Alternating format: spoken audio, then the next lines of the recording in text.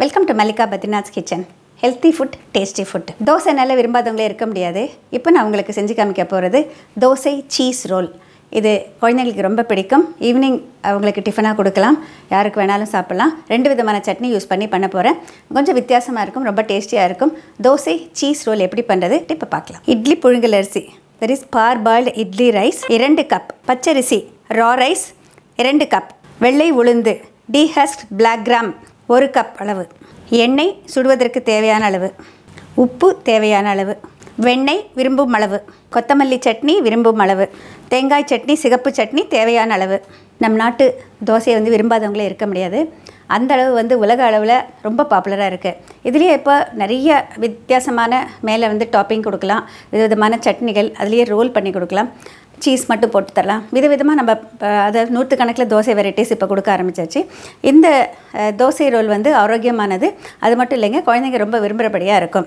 இதுக்கு முதல்ல புழுங்கல் அரிசி பச்சரிசி உளுந்து 3ஐயும் சேர்த்து ஊற வச்சுட்டு 2 மணி நேரம் கழிச்சிட்டு தண்ணியை வடிச்சிட்டு ஒன்றா அரைச்சிக்கோங்க.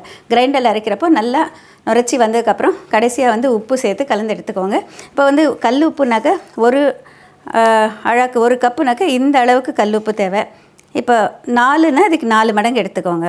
இப்போ அந்த மாதிரி அரைச்சி வச்சதுக்கப்புறம் அதிகமான தண்ணீர் மறுநாள் ஊற்றக்கூடாதுங்க. நம்ம கரைச்சி அது வச்சதே கரெக்டாக பார்த்திங்கன்னா இந்த மாதிரி இருக்கணும். அது நல்ல இடம் இருக்கிற மாதிரி பெரிய கிண்ணத்தில் எடுத்து வச்சோன்னா மறுநாள் நல்லா பொங்கி வந்திருக்கும். பொங்கி வந்ததுக்கப்புறம் இந்த மாதிரி மாவு இருக்கும். இப்போ இந்த தோசை ரோல் எப்படி நம்ம ஊற்றுறதுன்னு சொல்லிட்டு பார்க்கலாம். இந்த 2 விதமான சட்னி இங்கே சொல்லியிருக்கேன். இது கொத்தமல்லி சட்னி. இது ஆல்ரெடி நம்மளுடைய ஷோவில் முதல்லையே காமிச்சிருக்கேன்.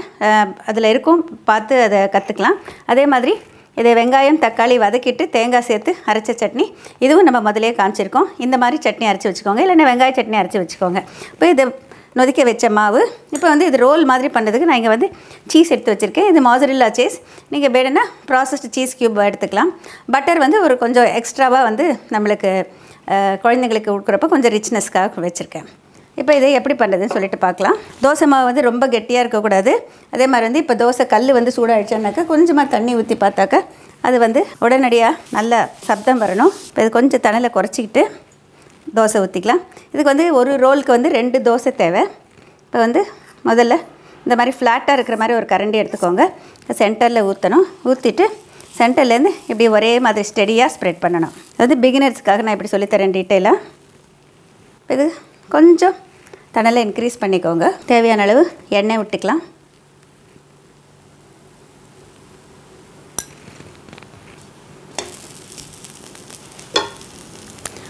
ரெண்டு தோசை சொல்லியிருக்கேன். முதல்ல ஒரு தோசை சுட்டு எடுத்துகிட்டு அடுத்ததாக இன்னொரு தோசை சுட்டு எடுத்துகிட்டு அப்புறமா நம்ம சட்னி பூச போகிறோம். இது பாருங்கள், இந்த தோசை சுட்டு இப்போ இதில் எடுத்துடுறேன். இப்போ இதே அளவுக்கு இன்னொரு தோசை ஊற்றிக்கலாம். நம்ம ரோல் மாதிரி சுற்றுறதுனால நல்ல மெல்லிசாக ஊற்றுனீங்கன்னா நல்லாயிருக்கும். மாவு நல்லா நைஸாக அரைச்சிருந்தீங்கன்னாக்கா, கரெக்டாக அரைச்சிருந்தீங்கன்னாக்கா எவ்வளோ மெல்லிசாக வேணாலும் தோசை வரும். கொஞ்சம் கீழ்ப்பாங்க லேசாக வெந்ததுக்கப்புறம் எண்ணெய் விடுங்க.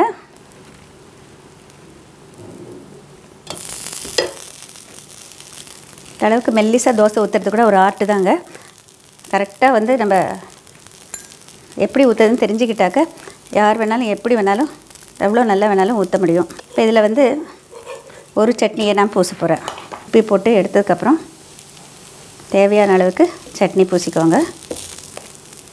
இப்போ இதில் கொஞ்சம் சீஸ் போட்டுக்கலாம். இந்த சீஸ் கிரேட்டரை வடிச்சிருக்கேன் இப்படி மேலே. இப்போது 2வது தோசை ஃபஸ்ட்டு சுட்டு வச்ச தோசை இதுக்கு மேலே வச்சுக்கலாம்.